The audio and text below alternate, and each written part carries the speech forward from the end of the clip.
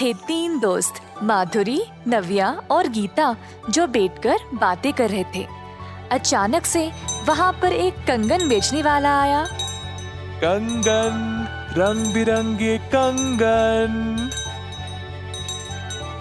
सब खुश हो गए और कंगन वाले के पास चल उठे।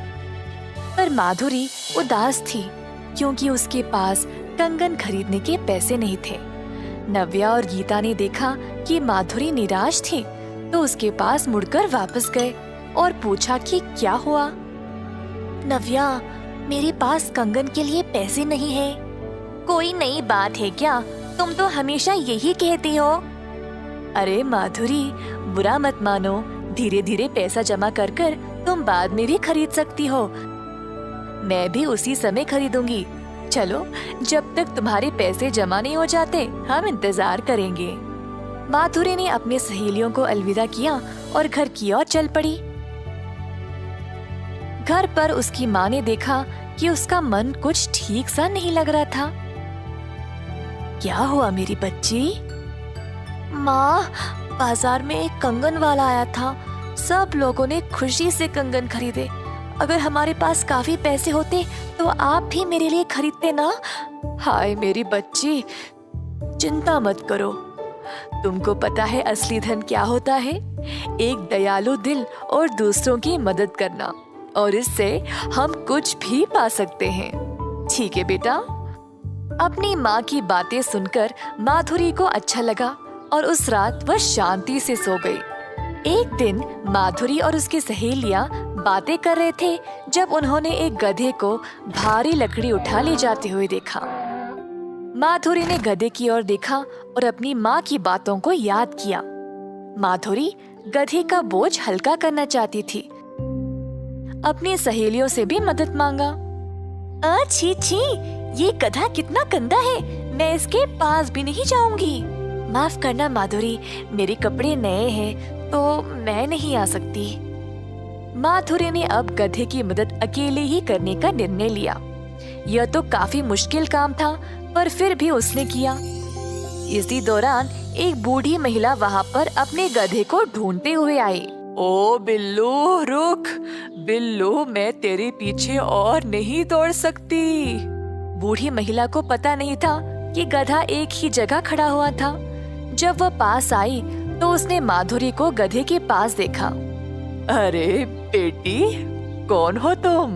अम्मा जी, मैंने आपके गधे को अकेले इतना भार लेकर चलते हुए देखा, तो बस मैंने थोड़ा सा बोझ हल्का कर दिया गधे की मदद करने के लिए। क्या तुमने अकेले इतना भार उठा लिया? वाह, तुम तो काफी बलवान बच्ची हो। क्या तुम मेरे घर आकर मेरी मदद करोगी? चलो, इस लकड़ी को साथ उठा ले चलते हैं। जरूर अम्मा जी। माधुरी बूढ़ी महिला के घर गई और उसकी मदद की। ठीक है अम्मा जी, अब मैं घर चलती हूँ। अलविदा। अरे लड़की, रुको तो सही। तुम बहुत प्यारी हो। तुमने अपने कपड़ों और हाथों के गंदे होने की परवाह किए बिना मेरी इतनी मदद की। तुम्हारा स्वभाव सच में बहुत दयालु है। ये चक्की ले जाओ, मेरी तरफ से तुम्हारे लिए एक तोहफा। माधुरी को लगा कि यह चक्की रसोई में उसकी माँ को काम आएगी और खुशी से भेंट स्वीकार किया।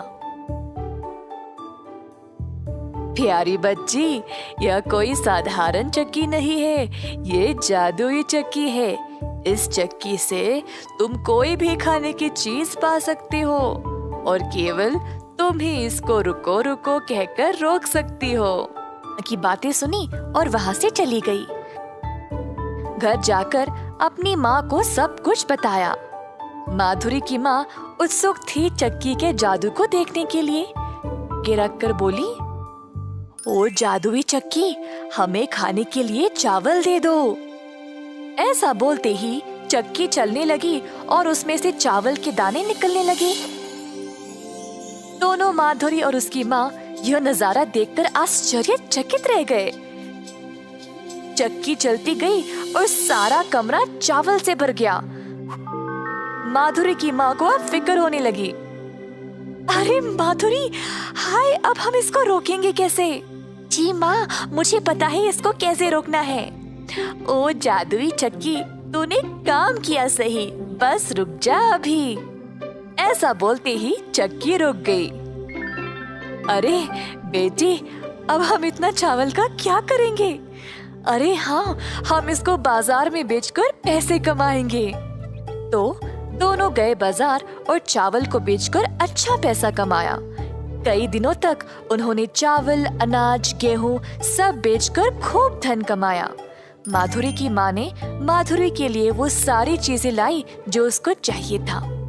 माधुरी की सहेलियां उसको नए कपड़े, सुनहरे कंगन, चमचमाते जूतों में देखकर हैरान ही रह गए।